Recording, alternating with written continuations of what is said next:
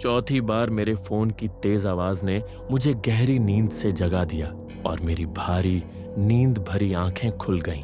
मुझे याद आया कि मैं कहाँ था, अपने बिस्तर पर, चादरों के नीचे, जो कुछ मिनट पहले बहुत नरम और सुकून देने वाली लग रही थी, लेकिन अब स्ट्रेट जैकेट की तरह मुझे जकड़ कर फंसा रही थी। मैंने जल्दी से चादर हटाई और अपने फोन की तरफ हाथ बढ़ाया। उसकी तेज रोशनी मेरी आंखों में चुभ रही थी। मैंने आंखें सिकोड़कर स्क्रीन की तरफ देखा, यह समझने की कोशिश करते हुए कि वह मुझसे क्या चाहता है। रात के 2:41 पर एक अनजान नंबर से कॉल। अरे, खुद को कोसते हुए कि मैंने क्यों देखा, लेकिन अब जब देख लिया तो सोचा उठा ही लेता हूं, है ना। मैंने ग्रीन बटन को स्वाइप किया और फोन कान से लगाया। हल्की और थोड़ी रूखी आवाज में हेलो कहा। मैंने कुछ सेकंड इंतजार किया, लेकिन कोई जवाब नहीं आया। मैं चिड़चिड़ा होने लगा और फोन काटकर वापस सोने ही वाला था कि तभी लाइन के दूसरी तरफ से बहुत हल्की सी सांस लेने की आवाज सुनाई दी। मैंने झुंझलाकर कहा, हेलो, कौन है ये? क्या ये कोई मजाक है? तुम्हें लगता है इस वक्त किसी को कॉल करना मजेदार है? सांस की आवाज धीरे धीरे तेज होने लगी, जैसे कोई व्यक्ति फोन के और करीब आ रहा हो। मैंने गौर किया कि वो सांस भारी और तकलीफ भरी थी, जैसे किसी को सांस लेने में दिक्कत हो रही हो। फिर उस व्यक्ति ने एक गहरी सांस ली, जोर से हाँफते हुए, और बहुत धीमी आवाज में 2 शब्द कहे, बाहर देखो।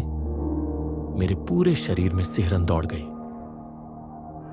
मैं पल भर में चिड़चिड़ेपन से सीधे डर में बदल गया। मैं बिस्तर से उठ गया। समझ नहीं आ रहा था कि क्या करूं। पुलिस को कॉल करूं? मैं सिटी के अंदर रहता था, और वो भी फ्राइडे की रात। शायद ये कोई मजाक ही हो सकता था।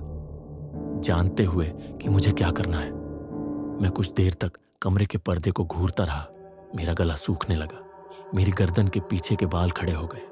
एक पल के लिए मेरे मन में आया कि कोई हथियार ढूंढ लूं, लेकिन मैं एक कॉलेज स्टूडेंट था, एक छोटे से अपार्टमेंट में रहता था, और मेरे पास ऐसा कुछ भी नहीं था जो मेरी मदद कर सके। मैंने एक और गहरी सांस ली और धीरे धीरे खिड़की के पास जाकर खड़ा हो गया। मैंने एक हाथ से पर्दे को पकड़ा, उसे हटाने के लिए तैयार, लेकिन उतना ही डरा हुआ। मेरे दिमाग में डरावनी फिल्मों के दृश्य घूमने लगे, जैसे कोई पागल आदमी खून से सना चाकू लेकर मेरी खिड़की के बाहर खड़ा हो और मुझे घूरते हुए डरावनी मुस्कान दे रहा हो। मैंने उस ख्याल को भूलने की कोशिश की, खुद को समझाते हुए कि यह सब बेवकूफी है। एक गहरी सांस लेकर मैंने एक झटके में पर्दा हटा दिया और बाहर देखने लगा। मेरी आंखें इधर उधर दौड़ी, लेकिन वहां कुछ भी नहीं था। बस खाली पड़े रास्ते, जैसे वो हमेशा रहते थे। राहत की एक लहर मेरे अंदर दौड़ गई।